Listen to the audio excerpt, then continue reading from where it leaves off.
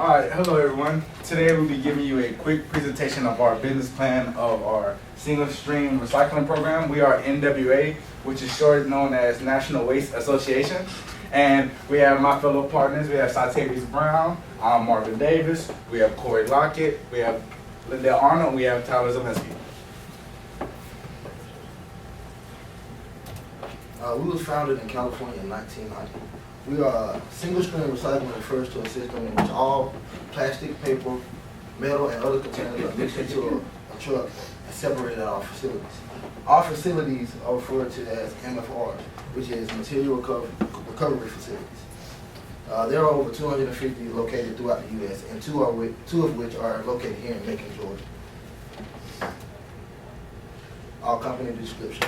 Have you ever run into the problem where you have your plastic container and your waste containers, and you have dogs and cats running around knocking them over, and you have to go through the house and pick them up and separate them again? We are a company that take that hassle away from you all. We provide the service of leaving you with one trash can. We pick it up weekly, and we take that. We come ourselves. You don't have to drive to our facilities at all. We provide that service.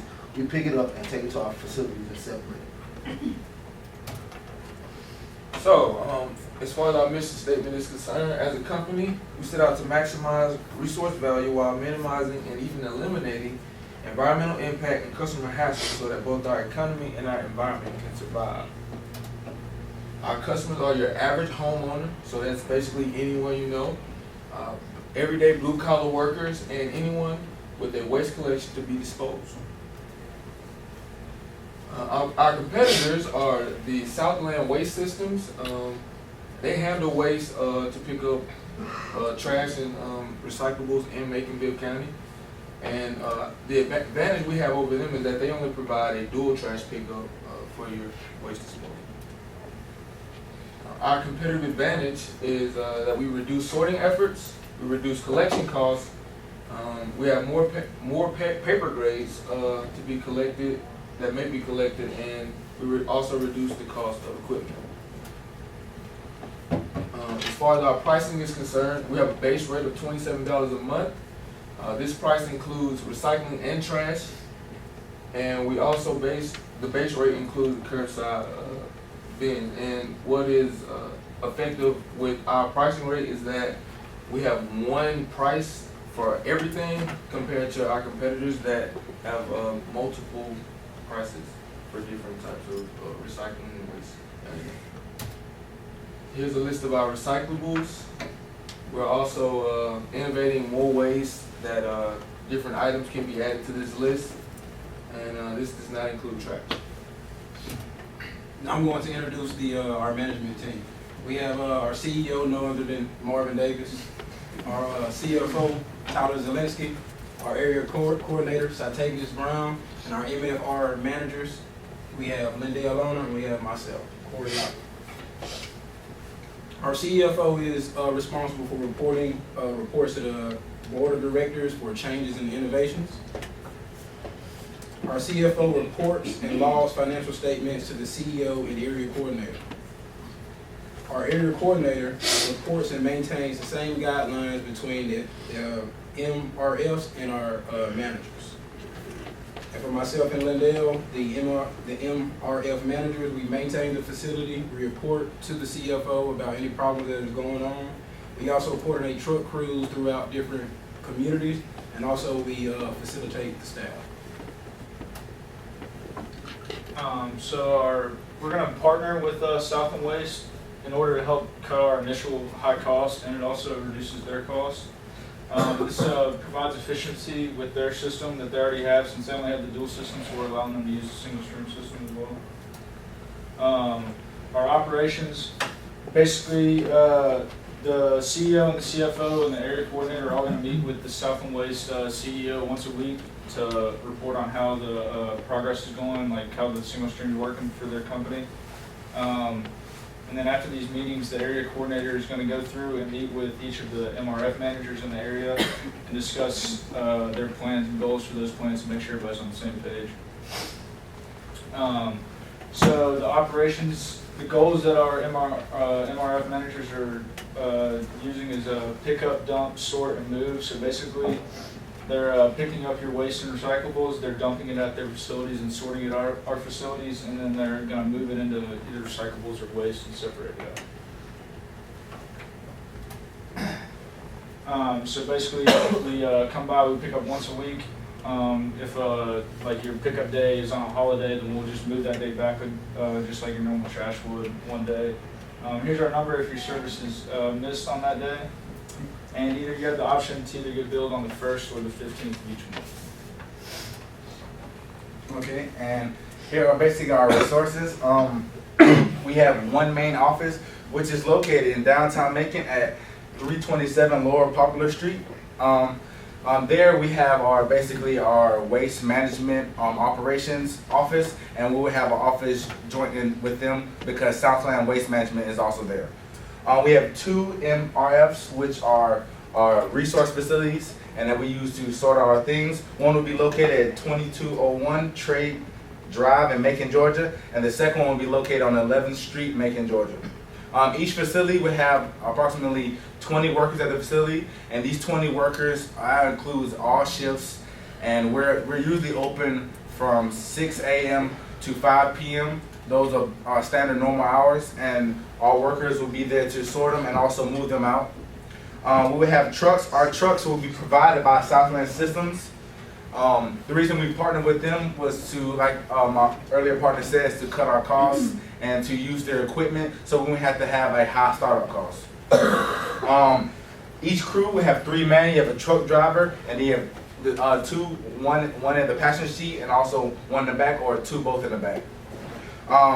And we also need our bins. The bins normal range from 89.98 for one bin, but since we're using South Lake bins, we using their bins with our 86-gallon bins. So that cuts out another initial cost that we have if we would start it up on our own. And basically, here's the difference. Here's right here, as you can see, our current system, manual dual stream. This is both including recyclables and also regular trash pickup. So basically, both of your bins. So essentially, you eliminate one bin, and also here's our proposed system for single stream. And as you can see here, it cuts out wage and benefits because less workers are needed to work. Also, workers' compensation gets cuts out, and also the really big thing is time loss.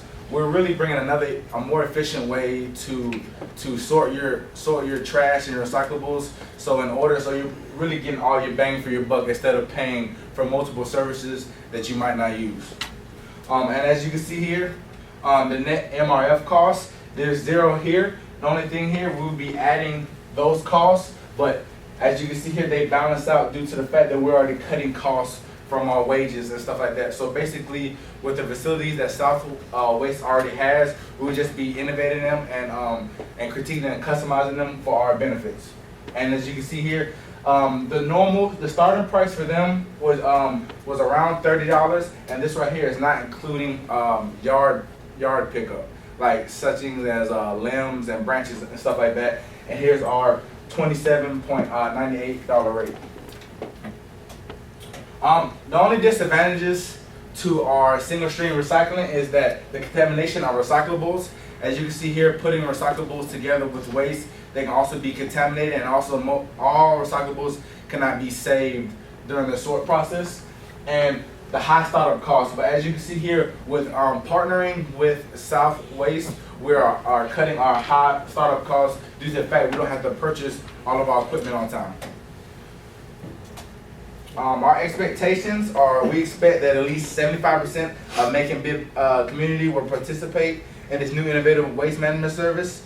And also, everyone in the city and in the area will have a chance to get this service. Only if they want to, they can have it, or they can dispose of the waste a different way. And we're just combining your neighborhood trash pickup service to give the residents what they want and a peace of mind. And here are our future goals. We expect to expand to business in downtown and major cities in every state, and also we help clean the environment in which we live in today. And here's our works cited. And any questions? I got one. How does the single stream actually work? Like, I guess I didn't really hear that part of it because I feel like in the center, I feel like there would have to be, like, I guess just don't understand how it works. Okay, our single stream I works get it is, that they pick it up right. and you take it to the center, and then, Alright, it's really a dirty job, to be all honest, because basically your recyclables and your waste is all in one bin and it's put into the truck. Normally what the trucks do in waste, they crush everything and then move everything back. We're putting it all in one truck, and then basically everything is dumped and all the contaminated waste and everything like that is on the conveyor belt. And we have workers who separate it. That's what I'm saying. Some might be contaminated and some might be not, but most likely, most of the time, the recyclables stay intact, such as bottles and stuff like that. Yeah. And then from there, we move the waste to the landfill, and then we move the recyclables and out to where they need to be reused. Alright, my question might be a two-part question, I don't know. Earlier on the slideshow, y'all showed examples of some things that y'all would be getting rid of, like paper bottles, etc. What about things like batteries, ink cartridges, and medicine? All right, see, that's what we're saying. In California, California has a single stream recycling program, and in that area, they have a lot of those problems there too, because of the more technological area they have over there, and that's why Satavia said that we would be have new innovative ways, and the reason that this way is so innovative because we are always thinking of new ideas, and that's why we have weekly meetings between our CEO, our CFO, and our area coordinators, and also Southland Waste to see how they used to handle the problem and how we can better enhance the problem. All right. So obviously, you're saying that this system saves money over the current system, and to my understanding, you're going to actually use their infrastructure to collect the waste. You said you got 20 people for every shift, and they're going to 100% manually sort this? No, 20 people, like for all the shifts, not for every shift, like for all the shifts. That's what I'm saying. Yeah. 20 people overall sorting all the trash from the area? Correct. How That's much why trash we pick up on Wednesdays, which gives us plenty of time from Thursday all the way until the next Tuesday, and then we pick up again on Wednesday, which gives us plenty of time to sort everything out. Pick up all the trash from everywhere on Wednesday. We pick up all the trash from everywhere on Wednesday. See, the good thing about it is though, once we expand the people who are paying for our service, then we are expanding our staff. But as of right now, as we said, our goals would be at least 75% of the community. So not 100% of the community is doing it. I don't know if this is for you or for your coordinators, but you said that you are partnering with the current waste management system in Macon. But your customers buy into you, not your partner company. So why is it worth your partner company? Why have they partnered? Okay, our partner company is partnering with us. Basically, that base rate is just not for us. It's basically us as a whole. That's why we're partnering for them. So basically, they charge $20 for just waste pickup alone, and then they have other charges for recyclables and other charges for waste. Like certain yard waste has to be at least 4 feet high, 4 feet wide, and like square feet away from your area. So you pay us the $27. Basically, we're getting them more customers, and in order for us to use their facilities, we have to give them, so out of the 27, we give them their 20, and we keep the 7, and as they will just build up our income from there. And also we're helping them because we're moving it faster, and also it helps them cut their costs. So that 20 that they're receiving before, it's not the same 20 that they're receiving now, due to the fact they have less expensive to pay for. So the consumer pays only an extra $7 for the convenience, or do they pay the $20 as normally paid plus 27? They pay the $20 plus the 7 without having to paying any other fees such as yard waste and recycling fee. How would the awareness for people to know about the facility and incentivize people? That's a great question. Basically, we would try to hand out flyers, and also we would try to put advertisement on the trucks. As you can see now, most trucks have advertisements of about an eco-friendly environment. So we try to put more advertisements on the trucks, and also have advertisements on billboards and such as that. But we will work for that. That's why we have our meetings to try to expand. But at first we were just working on eliminating our startup costs. Okay, so I guess, like, I'm thinking, so you guys get $7 a household, Correct. basically. It just sounds really extensive. Like, I don't understand how you're supposed to make a profit. That's my. Okay, well, the $7 a household, it's very extensive, but what you're seeing here is though, we don't have a startup cost necessarily, because we're not paying for a new facilities, we're not paying for any trucks, and also South Waste already has employees.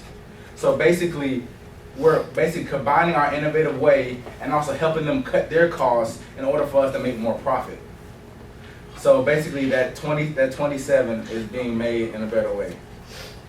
It's basically saying like, all right, I use the example. All right, you make a PB&J sandwich. Okay, all right, you're gonna save money if the peanut butter and jelly is in one can, than buying one can of peanut butter, one can of jelly. That's basically how it is. Your employees or Southwood?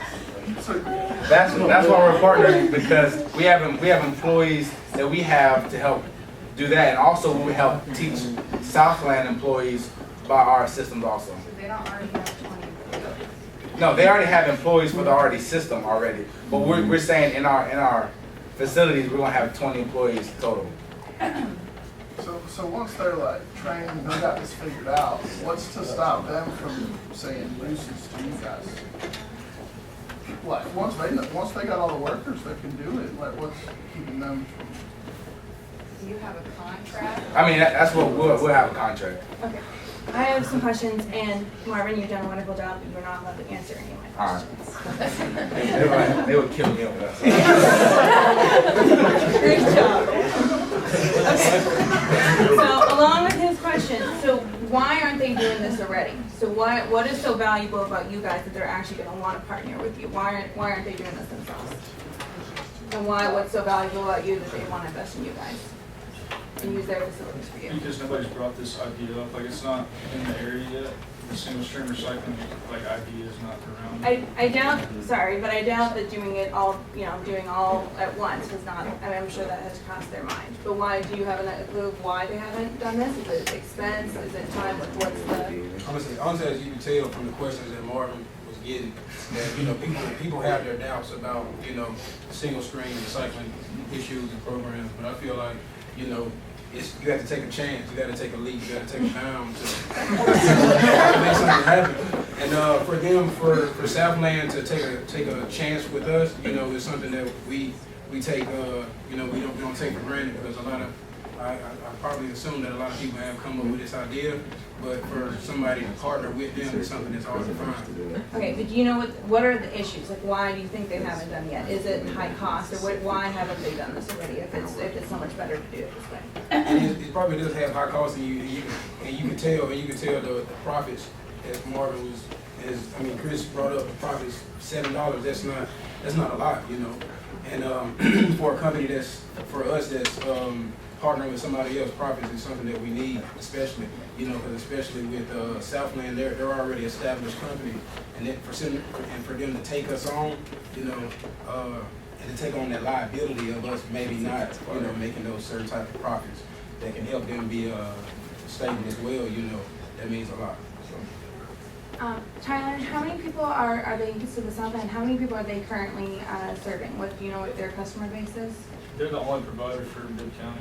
Right, do you have an idea of how many? I'm just hoping that you guys did kind of, if your business model is based on them as a partner, I'm hoping that you I would. don't know actually how many. 60,000 people? Marvin, how many? 60%. About 60% of making Bibb County. And then how much of that market share do you think you'd be able to get that would be able to transition to the single stream? Well, due to the fact because I was reading Macon Bibb County, a lot of their residents are looking for single stream, and because they've heard of it, and they've also, and some areas have trial areas of the single stream, and then they want more of it. That's why I'm saying for the people who are not on the 60%, the other people, that's why we're expecting to at least have 75%, because they're the new people who are jumping on the wagon because they're already in trial stages now of the single stream company. Thank you, gentlemen.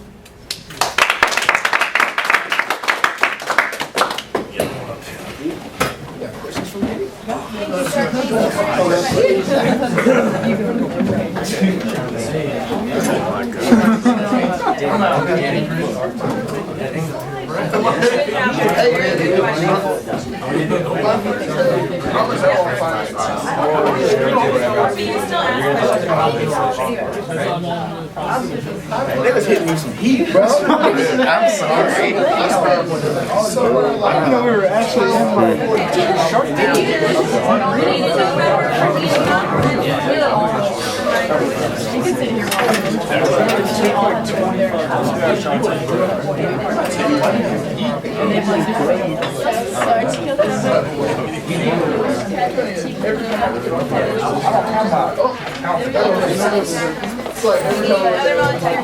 I'm going up there.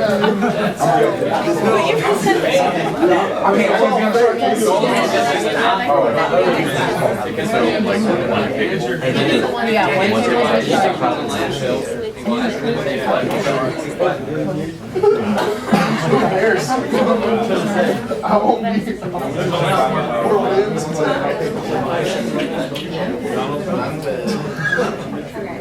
Alright, you're just gonna ask them questions when they're done. When they're done, yeah, you can ask.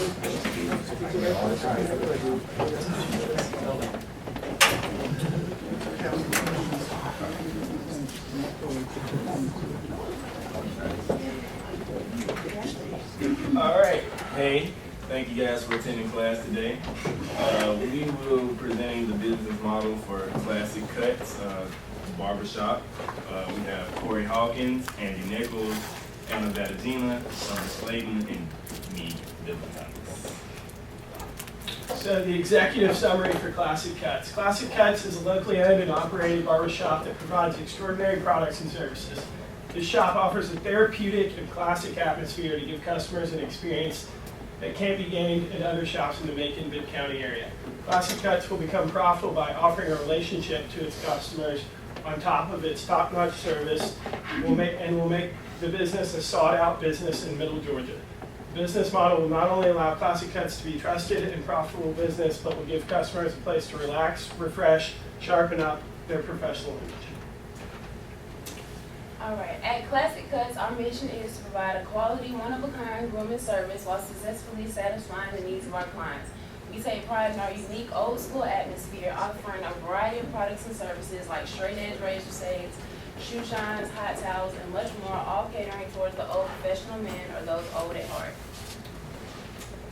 Our main company goal or objective here at Classic Cuts is to build lasting relationships with our clients as well as community through quality service, a unique and relaxing atmosphere, and ongoing community interaction. At Classic Cuts, it's an upscale boutique barbershop with our services geared exclusively towards men. We plan to offer our clients a relaxing old-school grooming experience with a variety of products and services, including traditional and styled haircuts, shaving, straight-edge razor saves, hot towels, post-shave balm treatment, things like that. Other grooming services include mid-facials, massages, and back rubs while they're getting their hair cut, and then shoe shines as well in the waiting room or while they're in the chair. Some of the products that we have include the Art of Shaving, Taylor of Old Bond Street, and Perasso hair creams, gel shampoos and conditioners, and Merker and Colonel Comp shaving accessories. All right, now for the nitty gritty stuff. So, sorry ladies, but this is basically targeted to the men, and since all of y'all are Mercer students, I'm sure none of y'all will have an income of $75,000 or so, would you? But you guys in the Shark Tank do, so yeah, so how often do you get your haircut? Once every other week, something like that.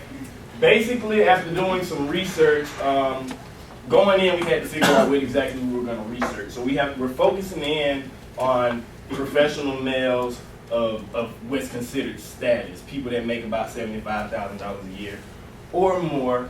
And after doing research, 85% of those people that are considered professional men of status have personal grooming services.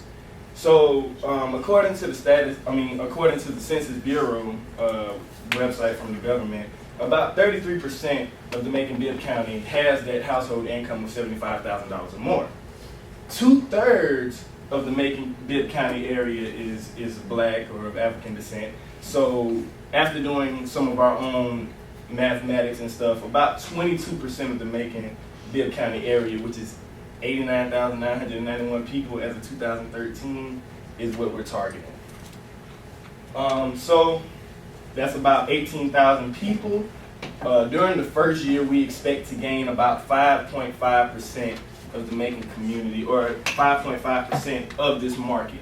And that seems like a small number, but that's 1,000 people. And for a barbershop, that's pretty good to have 1,000 consistent customers. The Macon-Bibb County area is growing. They're looking for businesses, especially on the north side of town and around the Vineville area. Some of the barriers that we might encounter are just, buying the equipment, paying for advertising, getting customers to accept the store and this brand that we're building, and actually training the barbers that will be hired. But haircuts are something that everybody needs. People that are professional want to maintain their image, so there aren't too many things that would truly affect the industry. Like mentioned earlier, our potential customers are going to be male, mostly black guys that are about 30 years or older in the Macon-Bibb County area that make more than that much money. And that gives us this really unique niche of just having this southern atmosphere for southern gentlemen making money. All right. Here's our competitive analysis. Five being really good, 1 being terrible.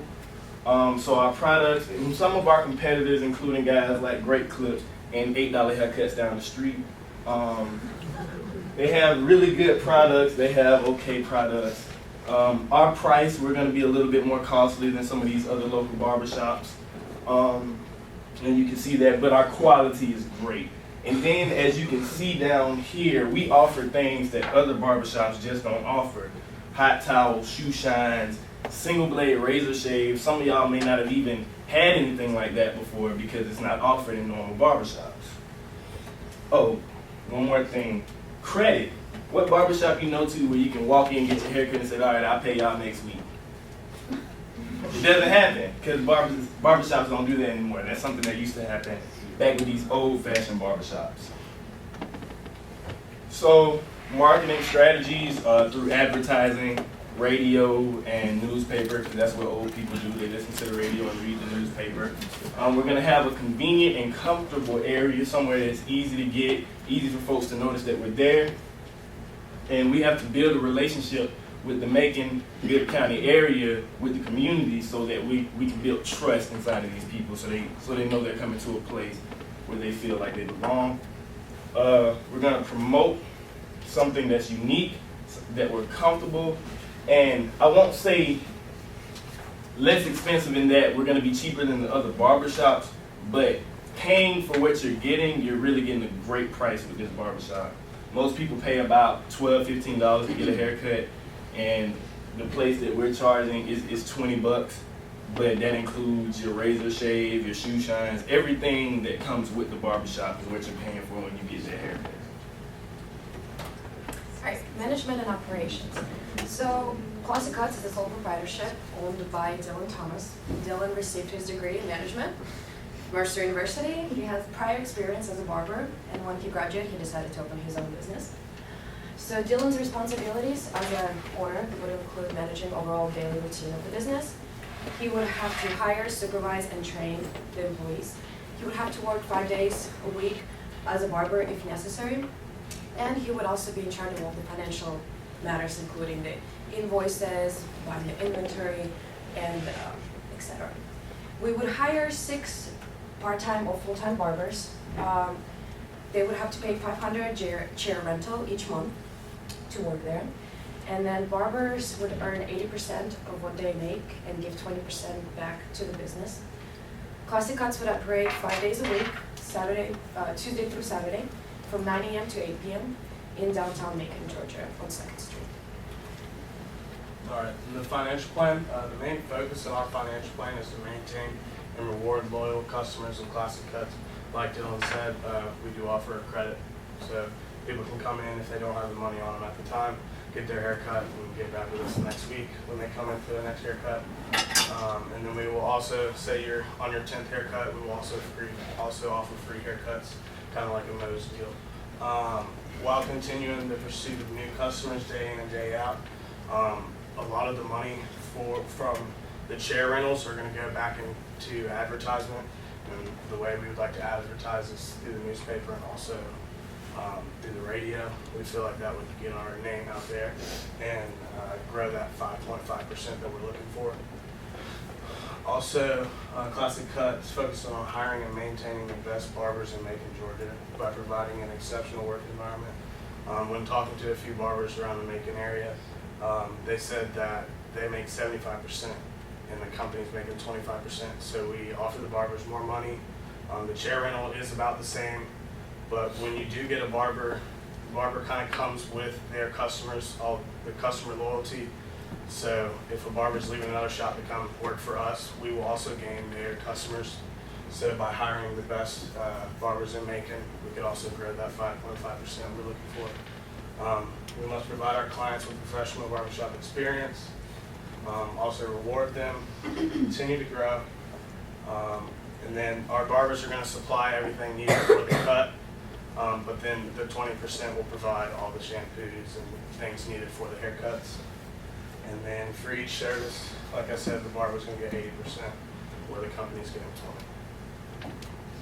All right, if y'all just spare me 60 seconds of your time, we can show you what people are receiving now as compared to what they will receive at Classic Cuts.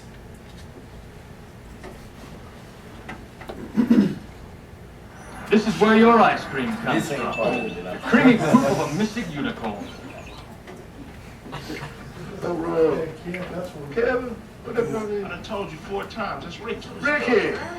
Ricky! What do you think you doing over there? Hey, look, I'm just trying to get them clean like them Gillette commercials, you know? See, that's the problem with y'all today. Y'all don't know nothing. Sit up there just watch too much TV and listen to that Jigger Ray and all them folk up in there, hibbity-hobbity nonsense, and don't know nothing. Let me show you, man. Just get that off there and lean him back right there. Roots, give me a hot time. Dinka, Eddie, Dinka. 1, 2. Get this lather up here. Yeah. Put that towel on your feet. Okay. Get your phone nice and elaborate. Y'all come on around here and learn something. Hey, you finish that up. Put that on there, Ricky. Put that on one side. See, in my day, a barber was more than just somebody that sit around in a fugu shirt with a dog hanging all out.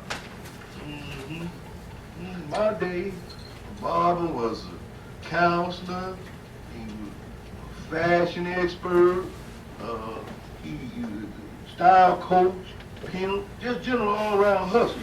But the problem with y'all cats today is that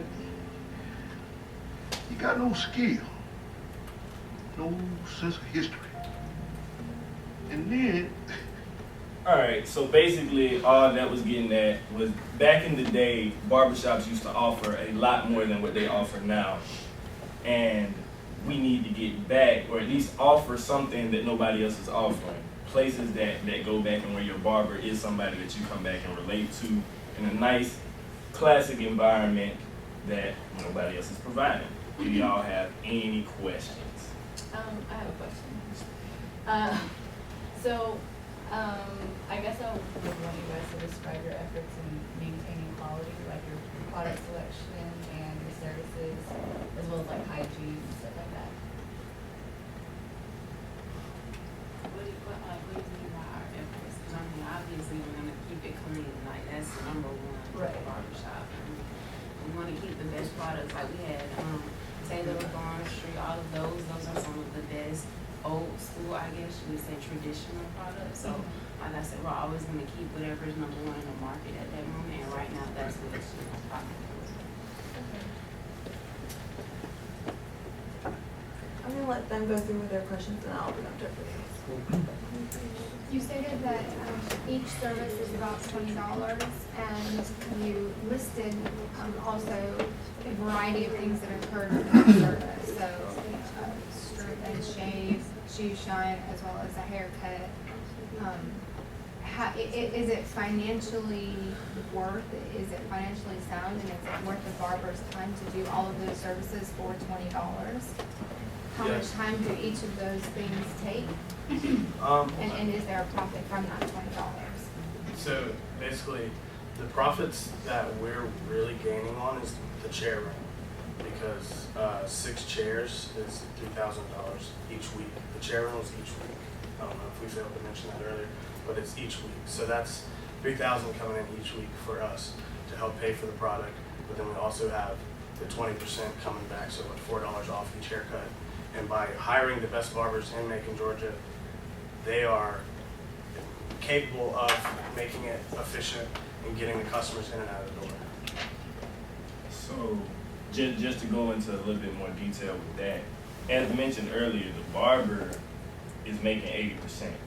So the shop itself is paying for the product, the shampoo, the leather to shine your shoes and everything. The barber is receiving 80% of those $20, and then the other 20% will be going back to the shop to help maintain those products. The products aren't that costly. Buying the products wholesale for a barbershop, you know, if the barbershop, they may be spending 30% of the money that's being made from the chair rentals towards the products. So, but each of the barbers, it's completely worthwhile to the barber because they're making 80% no matter what of however much the haircut is, which is at $20. So regardless of however much the products cost, they're gonna be putting in $16 per customer. Yes, but how long is it gonna take them to complete all of those services, because time is money? And so if a patron is only paying $20, but they're getting an hour and a half service, you know, is it worthwhile for the barbers to stay in the shop? If you have a barbershop, the barbershop has 4 chairs, right? We have six people that are hired. So you have the barbers being the ones at the chair maintaining the haircuts, and of course the razor shades. The shampoos and the shoe shines can be handled by the other 2 employees. Your question, sir? How many haircuts would you have to get to cover yourself for 1 week? Well, when I talked to a few barbers around Macon, Because you said it was 3,000 to cover just the chairs, and how many chairs did you have? 4 chairs, and six people. So how much does each chair cost? well, each chair, when running the financials, each chair, we actually have 6 chairs. Because 2 of the side chairs are for the shoe shining and shampoo. So one for the shining and one for the shampoo when I was going through the financials. And for the 6 chairs, it was like $2,100, I think, right around there. So if they're all you're getting $4 because you're giving the shop 20%, right? No, but the chair rental is $500 a week. That's $3,000. So after 1 week, we already have the chairs paid for. So And with the payment plan, which we're on. Are you asking about the barber or are you asking about the shop? Well, I know the barber makes 80% of that $20, right? So that's 16 right there. Right. So that's $4 that goes to the shop, which is going towards the product and the chair payment, right? I assume. The barbers are paying for the chair. The barbers pay for it? The barbers pay for the chair. They're renting the chair from So the it's shop. Like, we're not actually paying the barbers. Like, we don't have to pay them because they're paying us for the chair rental. And everything they make is their money. So technically, they're their own business per se. As well as they do is up to them. Okay. So if they're going to cover the $500, that's on them. They have to work. They have to make that $500, and then everything else from there is on them. So why wouldn't y'all go ahead and just take like an extra 10% or whatever from it to go ahead and cover that? Because that's, being personally responsible for that. Take 10% of what? Like of the you know, whatever the total cost is. I guess since you said they keep 80, why wouldn't you say keep 70, we're gonna keep part of that 10%, and we're gonna put it towards the chair? Like, why wouldn't We're you offer offering the it? barbers more than our competitors. Our competitors offer them 75%, we offer them 80%. So we're offering the same thing. Our 80% of $20 is $16. The average barber cuts 20 heads Per a day. day. That's a lot of During a money. 5-day work week, that's 100 heads. That's almost like But that gets back to 78,000. Jacqueline's question of if they have to do more things to the customer, if they less customers. Okay, on average, a normal barber will cut 30 heads a day. Accounting for the time, they will only cut 20. Yeah. And that's $1,600 a week compared to other barbers not making anywhere near that. So, and then tips. Yeah, we can So also. y'all's demographic is kind of in the 75,000 range, that's what you said? Mhm. Okay. So that seems a little kind of exclusive to me, to kind of project that it's only gonna be, you know, for rich folks, you know, poor people grow hair too. You know. That's our target. They can go to Great Clips. That's who we want.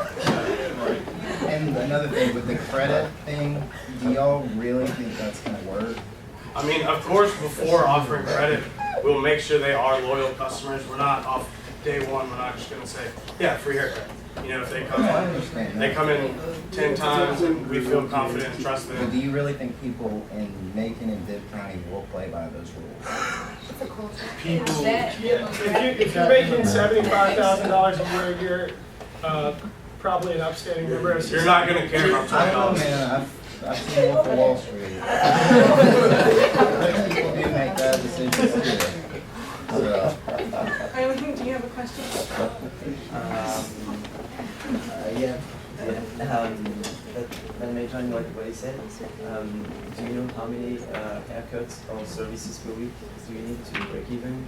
Well, running the financials, I averaged it at each barber's hand, or 20 cuts a day, so that'd be 120 people coming in the door, if you count all 6 people that we're hiring. So that would, running the financials, that would definitely work, but we can see ourselves growing through our advertisements, and by growing that 5%, we can see an increase in our revenue. But with the 20 that were projected, we will break even and make significant money. Okay, so on the slide it said there was a mention of y'all be located downtown, however you mentioned the Vineville North Macon area. Where is y'all's target location? I was just saying that the location, Macon is growing and they're looking at the north side and other areas, but downtown is always a prominent area. And 2nd Street being downtown, that's where the barbershop would actually be. I was just making a statement about Macon growing all over, because downtown has already been popping and it's been popping since it's been popping. But Macon is trying to expand and grow areas and get businesses in different places. So do you find I mean it's pretty known that the more affluent neighborhoods are in that north side and around Vineville. Yeah. So is that where you're targeting? When running the financials as well, I was looking at rent, and the rent there was only $750 a month, and we were able to afford that, and I felt like it put us in the best place possible to reach that target market of North Macon and the higher income, but then also kind of stay closer to downtown where we would like to be. So we're kind of in the middle, I would say. But your market is only black men? No, that's just the target. That's just the target. Because, I mean, you can have white people coming to a barbershop. It's just a specific type of barbershop. If you saw the video, I mean, there was a white guy in there.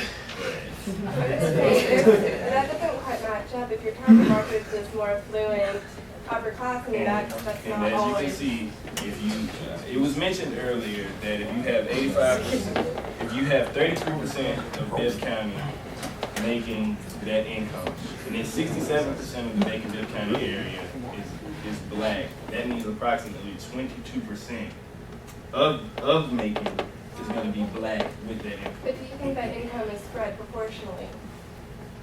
Is there a proportional amount of upper class or upper income black people to white people that are be wanting your haircut? Well, that's a great question. It is. and I can get back to you.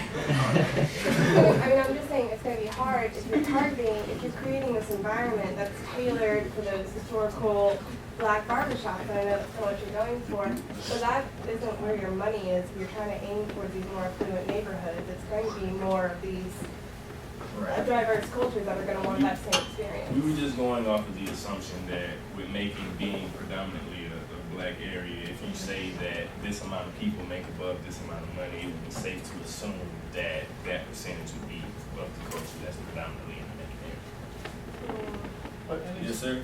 What are your hours of operation for your store? Tuesday to Saturday, 9 to Tuesday, Saturday, 9 days. Sort of correlated there, your demographics, you had good numbers, but you said this is only a men's barbershop. And so your numbers don't really correlate to that. You'd have to cut that in half if you said that there was an equal number of affluent men and women. So that basically, let's leave that for a second and say that you got a line out the door the whole time, okay? I'm a barber at your shop, and you're telling me to do free work as a Mo's deal because I've rented this chair, and I'm paying you for this space so that I can conduct business, and then they're saying I gotta do free haircuts? I mean, that's in the contract they sign as being our barber, that we're gonna offer our customers the best customer service, and that's part of their job. And okay. I mean, it's clear and upfront, and if they desire to be our barber, it's. All right, and then finally, you said you're gonna offer some sort of credit, and you said if they've got good standing and things like that, so that's a manager decision. You just say, yeah, you can have credit, or yeah, you can't, and if they don't pay, do you have debt collections? Or, so you It's a system that will be implemented, and like it wouldn't, the barbers would be paid regardless. It's the business itself that would take on the credit, yeah. Okay. I have a question about your barbers. So you're saying that you want to poach the best barbers in Macon. But you're also saying that your competitive advantage is that you offer something barbershops in Macon don't already do. So you're going to have to retrain your barbers. And they are already going to have their old habits, their way of cutting hair, their way of not doing the right shows, how you want to do them. So how are you going to train people, or have you looked into it being more profitable to take on new barbers? This is going with the mindset of it's easier to turn a B student into an A student instead of an F student. But there's also don't teach an old dog new tricks. But one of the big trick is shining shoes. It's something that needs to be learned in a day, and it's not. When you come there, your most important thing is the haircut. Our things that we offer is just an added bonus, and we can train them within a day to do those things. So do you think that somebody who makes a lot of money cutting hair in Macon is going to want shine shoes? Compared to how much they've been making before, not too many barbers pull in $60,000, $70,000 a year. So an extra 5% to shine shoes, I think people would be willing to do that. I agree with Heather though on this point though, that you would need to hire extra staff to do things like the sweeping and floor, maybe doing the shoe shine, things like that maybe a regular barber who is right. So you have your main barbers that we mentioned earlier, the 4 chairs for the barber, and then you have another chair for the shampoo and another chair for the How many separate hires do you have besides the barbers? 2. I worked in a barbershop, or not, in a salon over the summer, and like that is something that's like on the barber themselves in most places. So they like pay extra help to do those kinds of things. It's not necessarily like the salon that would do that. Like if you go to Sport Clips, one of our competitors, sometimes you'll see their barbers vacuuming up hair. And, I mean, sometimes, yeah, we will get busy and barbers will have to do that, but we will also have extra help too. And then my last, any other questions? I had one. So like they want revenge. I'm just asking. So it's $20. So is that like per like different haircuts? Like you know like barbershop have like different cuts. Either you get a tape or taking beers. So This just is 20 just like. the average. No, this is like on average, most barbershops charge 10, 15 Right, yeah. for a haircut. So Correct. this would be 20 for a haircut. If you're coming in just for a lineup, that would be a different price. Just the shades would be a different price. Just as you would see in a normal barbershop. Okay. Hey, following on y'all PowerPoint, y'all said 33% of, I think, 33% of Bill County has an income of 70K or above. And so what percent of those are blacks that are 30 and above? That's what we was making the assumption, saying that 67%. And if you take 67% of 32%, you get about 22%. That's what we were making, just that assumption. Okay. Who giving the massage? I don't know how I feel about a male giving me a massage. Okay, we're gonna get cut to get the last 20 minutes, but good job.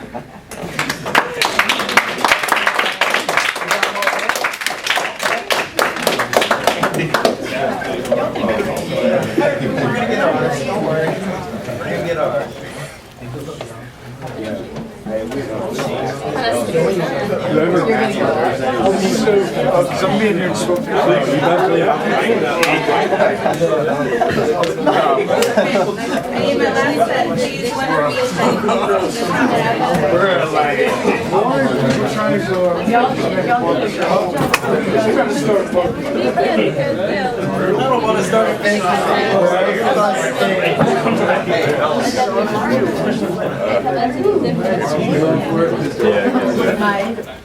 You're need one more from your team. Still already I go tomorrow.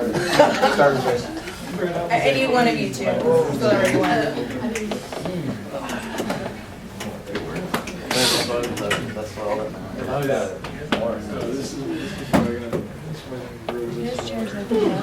How get it like a grilled cheese?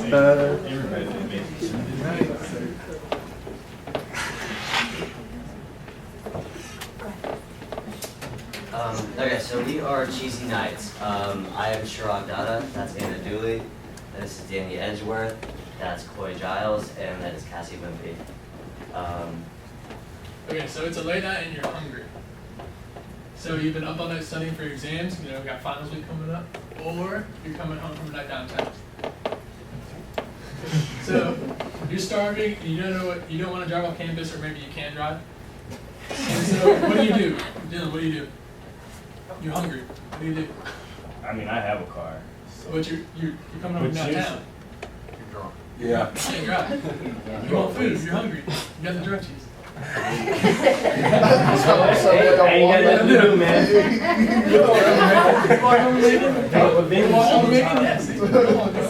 So what do you do? Crack. You can buy crack. Or you can go to Cheesy Nights. Look, we're Mercer's late night food truck. We're conveniently located outside the trolley stop, right in front of Mercer Village, or not Mercer Village, right in front of Greek Row and across the street from Merpo. And we are very fairly priced for the college student. And so our hours of operation will be Wednesday through Saturday from 10 a.m. to 4 a.m. So this is kind of our mission. It's to ensure that each guest receives quick, professional, and friendly service, to maintain a clean, efficient truck for our customers and staff, to provide tasty, affordable food after hours, to ensure that all guests and staff are treated with respect and dignity they deserve, to thank each guest for the opportunity to serve them. By meeting these objectives, we shall be assured of a fair profit that allows us to contribute to the community we serve. So kind of to elaborate, go ahead. Okay. To elaborate on this, kind of where we talk about respect, we're going to be dealing with drunk people, and they're going to be annoying, and so a big level of respect comes in there. And another part of the mission that we kind of didn't want to just put in here was we want to kind of eliminate drunk driving, and that's why we want to offer a safe, convenient location for students, because people die every year from drunk driving, and food shouldn't be a reason that you die. So our market analysis is we're entering an existing market, which is food. There are about 4 places to eat on campus, none of which are offered after midnight. And so the city of Macon has about 89,000 people, and they are not really the main target. The bigger target is Mercer students. There are about 2,900 of those. And within that, though, we have a target market of the 18 to 24-year-olds on campus, specifically Mercer students who are up and hungry at late hours, and those who like to go out and are going to come back and probably aren't gonna be able to make it to wherever they're trying to go to eat. Yeah. Alright, so the industry we're going in is the food truck business. It's actually almost $1 billion industry at $900 million. The annual growth rate is 9.3%, so about for every 10, there's one coming up. And there's about 4,000 of them right now. Our competition will be your typical brick and mortar stores, you know, Taco Bell, Subway, pizza delivery places. The pizza delivery places normally close maybe 11 or 12, so aren't delivered that late. And your brick and mortar stores, they could be open late, but like Danny said, it might not be safe for you to go there when you're drunk. So then you call us. So our advantage is we're going to give you the value of a safe food option late at night, and that's it. That's all. So here's our menu. We got anywhere from grilled cheese, chili cheese fries, cheeseburger, hot dogs, down to cookies and brownies. This is our startup menu, so there will be more items added, but it's just to get us going. And as you can see, it's fairly priced for the college student that can't afford all the expensive stuff. Okay, so our business model, we're gonna buy directly from the wholesaler and then we're gonna sell directly to our customers. This way, there's only one process that we have to go through, and we have set our prices fairly by looking at what it's gonna cost us to make the food, and then we've priced it so that we are able to make a profit. Our distribution channel will be our food truck, obviously. And this is great since it's mobile. If there were to be like special events around campus, like we're willing to go to those events even if it's not within our normal hours. We can change locations if we were to want to do that. This is just a list of our equipment that we're going to need, and then location needs. We've thought about several places around campus, but we've kind of narrowed it down to the UC and in front of Connell because those are kind of centrally located. Everybody knows where that is, and all we would need is a parking permit for a person to do that. And then our management team is the 5 founders. Jerome is our CEO. I'm in charge of marketing. Danny and Coy both do management, and Cassie is in charge of the finances. And the way we would run our truck is there would be like 2 to 3 employees, which are the 5 of us per night, and we would just share the duties. We open an hour earlier than we start serving food so that we can clean and all that kinds of things. So here's our financial statements. We're just going to do the income statement just to basically give you an idea of how much we're going to do in profits every year. So this is the income statement for 2015. We project that we're going to have a net income of about $73,000 for the first year. People don't know what we are. They're not going to know who we are or what's going on. So we're not expecting too many people per year. I thought we put it at like 450 guests a week. And then also we had to deduce, as you can see here, for any breaks, the summer, Christmas, Thanksgiving, fall break, stuff like that.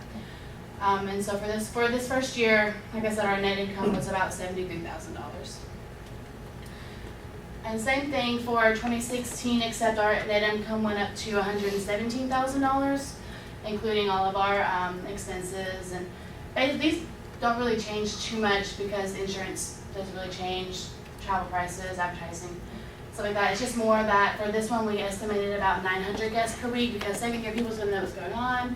They're gonna be out there, they're gonna see, and they're gonna get really excited, and they're gonna come buy all the things. And at the very end, for the 3-year projection, 2017, we estimate that our net income is $212,834.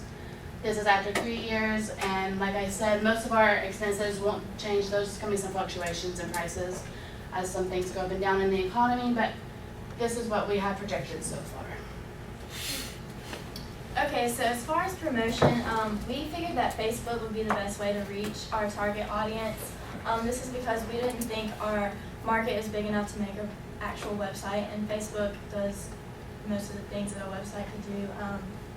Instagram, like we said earlier, we want to be relatable. We want to be able to reach our market in the best way that we think we can. So we're going to have an Instagram and a Twitter. Twitter would mainly be like if we were to change locations on campus, we would just update everybody and let them know that way. But mainly we would like to use word of mouth.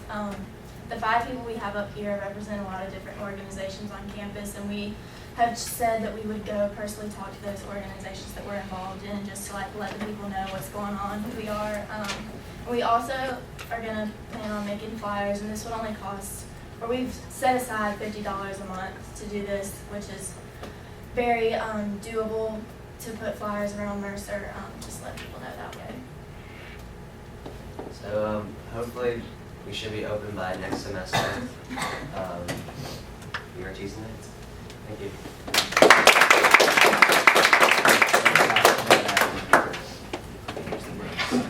So did y'all look into anything through like the FDA or any like improvements or anything like that? Yeah. Like regulations for food trucks? Yeah. I mean, there's a lot of regulations, there's a lot of paperwork that has to be done. You have to go through the Macon, Bibb County, the health department, and get your truck certified. So when you make your truck, you have to literally go through like all the dimensions, all the appliances you're gonna have in there. And so you have to get everything cleared before your truck is like up and running. I'm not really sure. It really depends on how quick we get the truck, how like quick the truck is set up, and really depends on the health department and how fast they process their paperwork. How much would like your startup costs be like to start to purchase a truck, and then where do you plan on getting that money from? So the truck costs, go back to this 15. The truck costs $17,600, and each of the members are going to put in the beginning cost. We have full ownership in this company. Everybody has their 20% stake.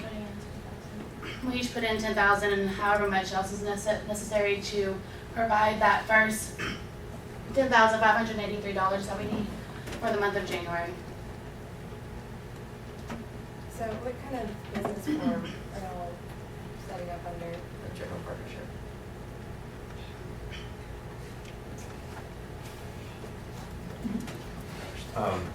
Is this service exclusive to Mercer students, or can anyone from the Macon area come from? It's anybody from Macon, but our main target market would be the Mercer student because we are on Mercer's campus. If anybody wants to come, obviously they can, but just our main target market would be a Mercer student. William? So, do you think you'll actually get 600 people a week at that park? Do you not think it's probably better being down anymore? Because I've seen competition down there. Well, there are 2,921 students that live on campus. That's including the LOFs and every residence hall on campus. And that Mercer doesn't have anything open after midnight.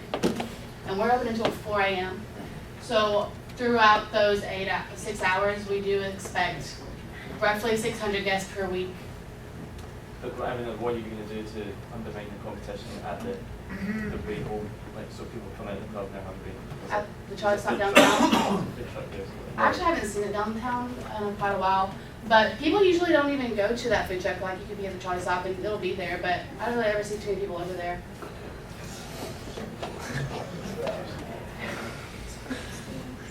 I just want to start off by saying I love y'all's idea.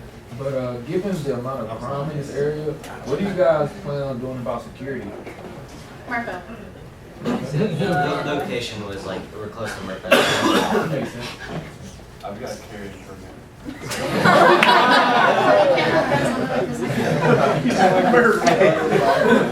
I'm sorry, assessment. To answer to that, the school campus. Second, I'd like the idea as well. I've seen personally many people saw your flyers when you put them up as a text. They were upset that this was not a thing yet. So good on that. The next question is Armor.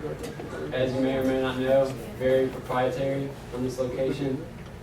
Obviously, they don't care about after 12 o'clock profits or they have something open, but they might care that profits are being made at those times. Do you have any kind of answer to that? So we know Airmark's pretty crazy when it comes to food on campuses, and so I don't really know how we would get in contact with them. I assume we'd have to work through Mercer, and we might even have to adjust our hours to be strictly after midnight because Airmark is really tight on that. So we would probably have to look into what Airmark is We doing. probably definitely have to work around their contract with Mercer.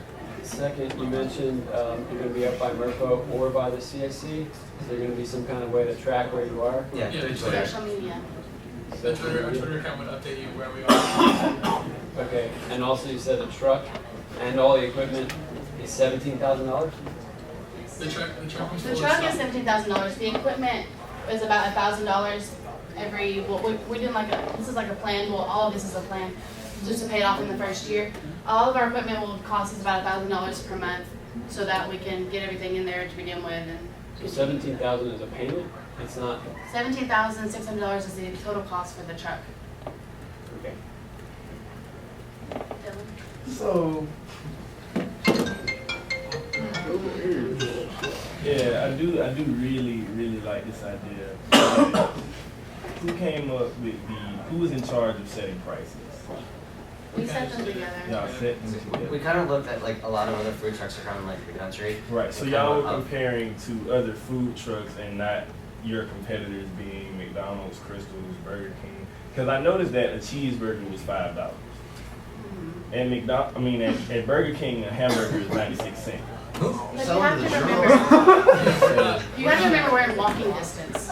Right, so y'all are making that extra charge for conveniency and Convenience isn't usually too cheap though. Convenience isn't usually cheap. Some of the drunks. And if you're, like you said, if you're drunk coming downtown, I don't think you'll care about a $5 cheeseburger.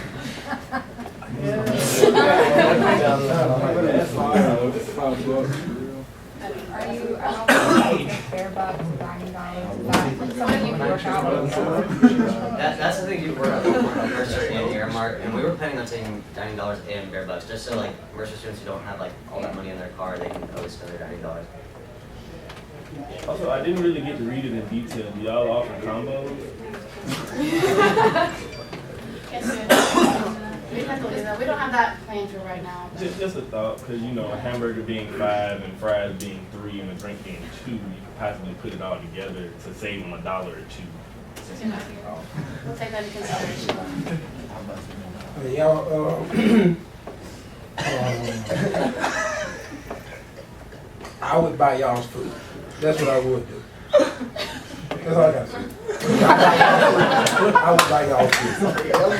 So if you have cooking experience, I worked in food service for 2 years. I worked in a restaurant for a year. So these are very low scale. The food that we have is very low scale, and so it doesn't require like us to be like. I think what she's getting at, are you hiring people outside of your group? No. Not until we grow, so like we start off with us, so we move out of the I think we're just hire more people to start off. That's great, that's good. Did you contact Mercer? Would they be willing to have some kind of food truck or something like that on their campus? We have not yet got a chance to speak with Mercer. However, if that becomes an issue, we can always park in front of Tatnall. Mercer doesn't own Tatnall. Tatnall by the city of Macon. So if that becomes an issue, we can literally move right in front of the admin building. Not even 100 yards away. And we would, of course, update that on our social media. And would you need a permit to? We have to have a permit either way. So we And would we already looked have it. into permits and they're not really that expensive. They range from like $50 to $300 for the permit for where we park, so we just have to get pre-approved parking locations. Great. Awesome.